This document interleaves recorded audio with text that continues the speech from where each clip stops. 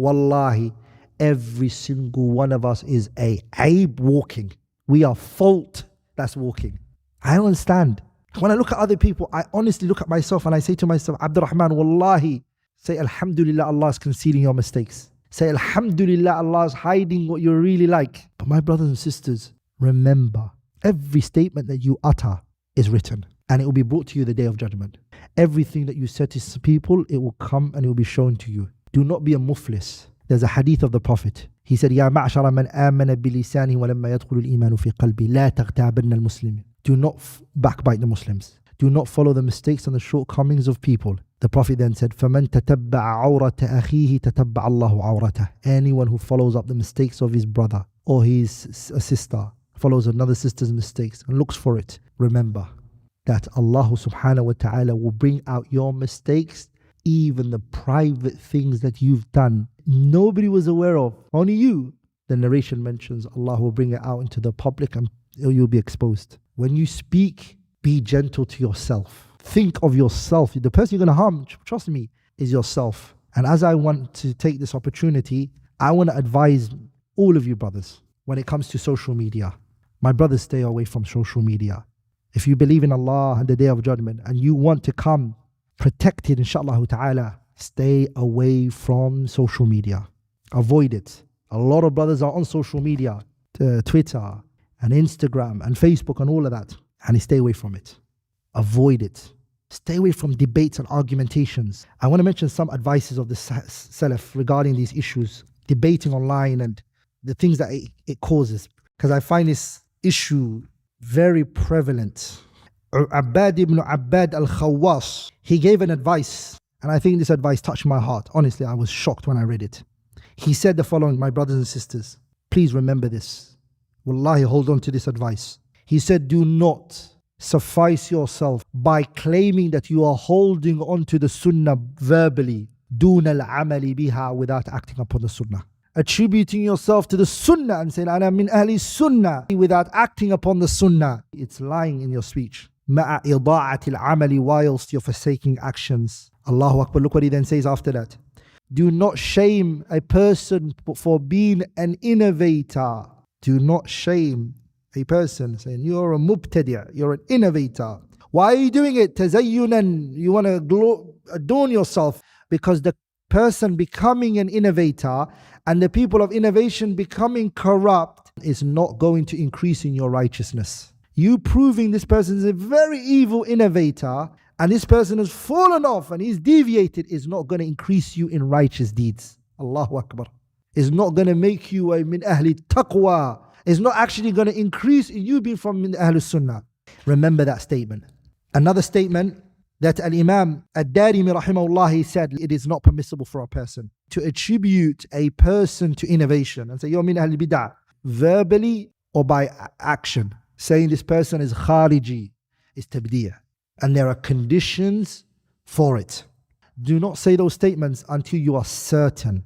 Shaykh Salih al-Fawzan, alayhi rahmatullah, look what he said here. Speaking about people and saying that this person is an innovator and this person is min ahli sunnah. Shaykh Salih al-Fawzan, hafidhahullah, he said, it is not permissible for the beginner students of knowledge and the general mass to preoccupy themselves. This person is a mubtadi' and this person is a transgressor. This matter is a very serious matter. These beginner students of knowledge, these amma, they don't have knowledge. They don't know this topic and this issue. On top of that, this is going to increase in animosity and it's going to increase al-baghda' baynahum. So busy yourself in seeking knowledge, my brothers. Hold your tongue from this issue. Something that there's no benefit in it for you. There's going to be a harm in there for you and for other people.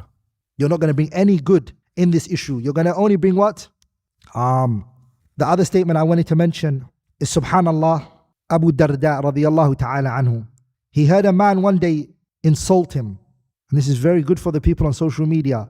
You find a person comment, somebody said something about him on his video, or someone commented on something he said on social media, he responds, and then he responds, and he's foul. Some of them are foul, the things that they're saying, vulgar in what he's saying, hiding under the name Abu or Ummu, this, anonymous.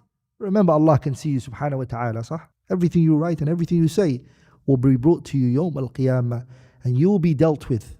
Look what Abu Darda, this man said to him. He spoke to, even if somebody insults you, What is it that's upon you as a person who is now holding the inheritance of Nabiullah Muhammad? My brothers, do you not know that people, when they look at a person of knowledge, they see you as the person who's holding the Prophet's inheritance. They see you as a person who's occupying the Prophet's seat. You're sitting in the Prophet's chair. You need to understand the weight on your shoulder and the way that you carry yourself when you're speaking to the rest of the people. Sah? Look what he said, Abu Darda, radiyallahu ta'ala anhu. He said, when that person insulted him and ridiculed him and shamed him and said, he said to him, if what you have said about me is real and it's true, may Allah forgive me for it. And if what you said about me is not true and I do not have that, then may Allah forgive you. And then look what he said.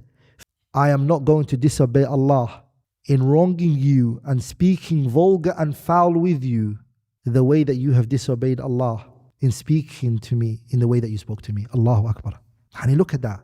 The way you carry yourself, the way that you speak and what you say. Look at Ibn Taymiyyah. My brothers, this man went through a lot. He even died in prison. Look what he said. I have an open heart, chest, for anyone who opposes me. Anyone who disobeys Allah in me, he says, and exceeds his limits in making takfir of me, or saying that I'm a fasiq, or makes up things against me, I am not going to exceed the boundaries of Allah regarding him.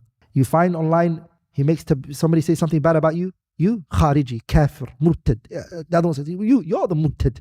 And just because he said it to you, does it mean he's a murtad? Just because he said you're a mubtadi', does it mean you can call him a mubtadi'? That's a haqq of Allah. Yani my brothers and sisters, remember this, wallahi, as long as you live. The person who is soft and gentle in making tabdeeʿ, by default, he's making soft and gentle takfir. And they both fall under the same category. Which category they fall under? Babul asma'i wal ahkam. It's not possible that you stay away from takfir, but your tongue is very long when it comes to tabdeeʿ. Both of them have what? Conditions. Why are you so gentle here? Why are you so fearful and precautious here? And here you're just making tabdeeʿ of everybody. And I'm not the person who did this, say this. Shaykh al-Islam Ibn Taymiyyah said it, rahimahullah ta'ala, that at-tabdeeʿ wat-takfir wat-tafsiq are all under that category of babul asma'i wal ahkam. Remember that. However much a person says, I don't do takfir, if he's lenient on tabdeeʿ, then the principles of what the problem here is present here as well. He just doesn't know. So look what Shaykh al-Islam Taymiyyah said, anyone who disobeys Allah and exceeds his limits and makes takfir of me and makes tafsir, I'm not going to disobey Allah in him. This is what I want people to look at. Is that what we find online? Is that what we find a lot of Muslims doing online? Inna lillahi wa inna ilayhi raji'un. This is hisab Yawm al-Qiyamah. Ibn Taymiyyah said, Bal adbitu ma aqulu wa af'alu. I'm going to hold of what I say and what I do. And I'm going to scale it on a scale of justice. And I'm going to base it all based on Allah's word, subhanahu wa ta'ala, and the messenger. That's what's going to govern me, not my emotions. Another thing, my brothers and sisters, is there's no husn al-dhann. Somebody said something. Did he mean that? Did he intend that? There's nothing. No husn al-dhann for this individual. Maymun ibn Mihran said, there is not a statement that has reached me regarding a particular person, except he said, I wish that there is a reason. That's what I'm holding on to. If he says to me, I never said it, I never want any evidence for him. It is more beloved to me, look what he said, than 80 witnesses testifying that he did say it.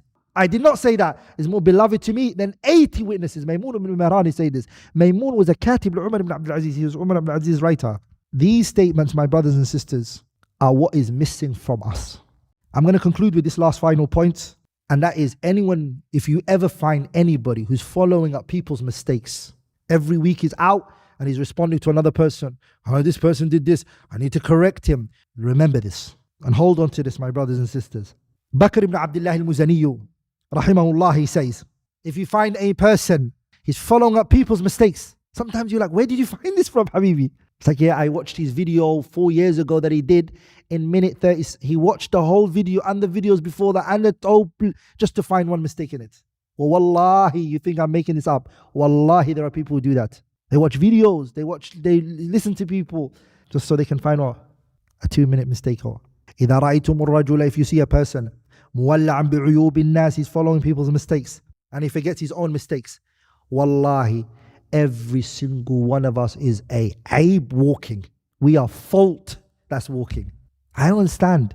When I look at other people, I honestly look at myself and I say to myself, Abdurrahman, wallahi, Say Alhamdulillah, Allah is concealing your mistakes. Say Alhamdulillah, Allah is hiding what you're really like. Anyone who follows up the mistakes of the people and forgets his own, فَعْلَمُوا أَنَّهُ قَدْ مُكِّرَ بِهِ. Remember that person is deceived. He's deceived. Fudayl ibn Iyad said, anyone who wants leadership, remember this, he wants to be known, he wants to come out, he wants a position, he wants to be known, he wants ri'asa, power, leadership. The first trait Fudayl ibn Iyad said he comes with is what? Hasad goes into his heart.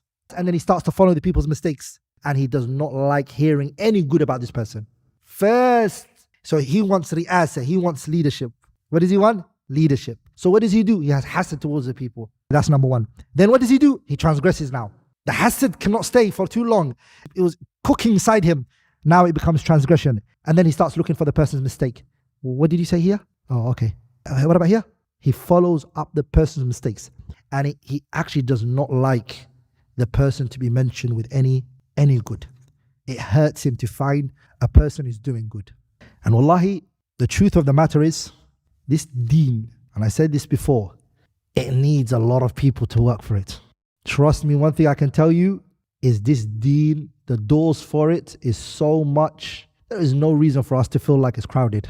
Every single person who's called into the path of Allah with knowledge, with righteous actions, with salamatul mu'taqad, wallahi, it brings happiness and joy to every single person who's on that path.